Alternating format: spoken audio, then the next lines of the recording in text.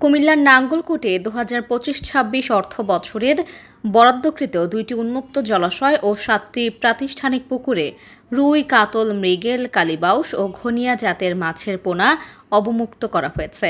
রোববার সকালে উপজেলা পরিষদের পুকুরে মাছের পোনা অবমুক্তকালে উপস্থিত ছিলেন নাঙ্গলকোট উপজেলা নির্বাহী অফিসার মোহাম্মদ আলামিন সরকার, কৃষি অফিসার মোহাম্মদ উজ্জ্বল হোসেন, উপজেলা মৎস্য কর্মকর্তা সুদীপ্ত মিশ্র, দেবিদ্বার সিনিয়র উপজেলা মৎস্য কর্মকর্তা সুব্রত গোস্বামী, নাঙ্গলকোট উপজেলা সমাজসেবা কর্মকর্তা রাশেদ মিয়াজি, সমবায় কর্মকর্তা মোহাম্মদ কামাল উদ্দিন।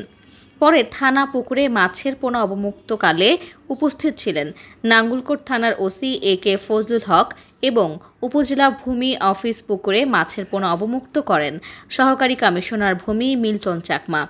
এছাড়াও পেরিয়া ইউপির চাঁদপুর আবাসন প্রকল্প, নাগোদা এতিমখানা, মন্নারা বাজার জামে মসজিদ, মৌকরা মাদ্রাসা পুকুর এবং চারিতুপা মৎস্য অভয়াশ্রম, পরকরা পুরাতন মৎস্য অভয়াশ্রমে বিভিন্ন জাতের পোনা মাছ অবমুক্ত করা হয়।